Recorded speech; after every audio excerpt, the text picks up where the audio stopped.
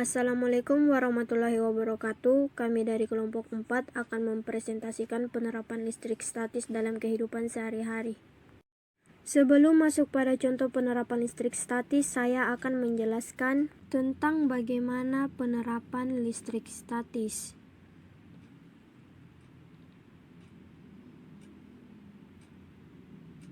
Perlu kita ketahui terlebih dahulu apa itu listrik statis.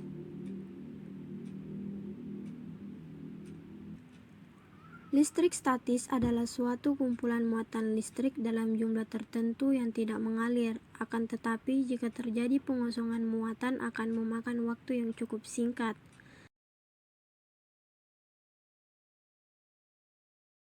Secara simpelnya, yaitu suatu fenomena kelistrikan yang mana muatan listriknya tidak bergerak, dan biasanya terdapat pada benda yang bermuatan listrik.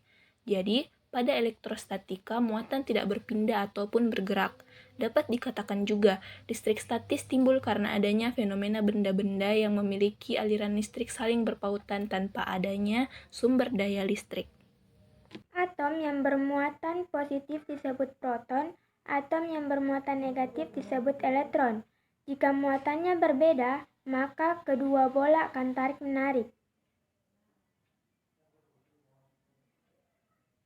Sedangkan jika kedua muatannya sama, maka keduanya akan tolak-menolak.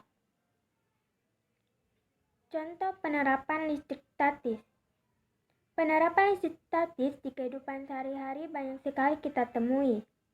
Contoh alami ada di bumi mengenal listrik statis adalah munculnya getaran petir, sedangkan penerapannya kita dapat menemui dalam alat berikut. Pertama, mesin fotokopi. Mesin fotokopi memiliki bagian utama berupa palet fotokonduktif. Diinduksi dengan menggerakkan kawat bermuatan listrik negatif di sepanjang permukaannya. Dengan begitu, di permukaan pelat foto itu akan terbentuk muatan induksi yang bermuatan positif. Ketika kertas yang akan difotokopi disinari, pantulan cahaya mengenai pelat fotokonduktif yang telah mengandung muatan induksi. Akibatnya terbentuk muatan listrik persis seperti pada kertas yang akan dikopi.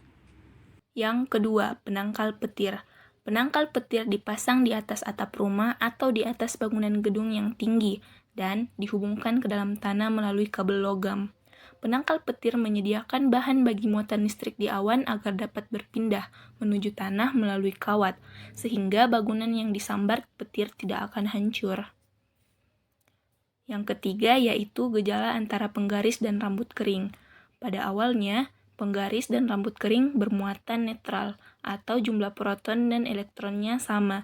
Pada saat digosok, elektron dari rambut berpindah ke penggaris plastik.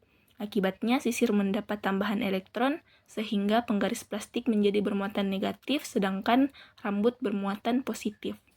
Yang terakhir adalah gejala batang kaca dan kain sutra. Sama seperti penggaris dan rambut kering, pada awalnya keduanya netral. Setelah batang kaca digosok ke kain sutra, maka elektron dari batang kaca akan berpindah ke kain sutra, dan akibatnya batang kaca bermuatan positif sedangkan kain sutra bermuatan negatif.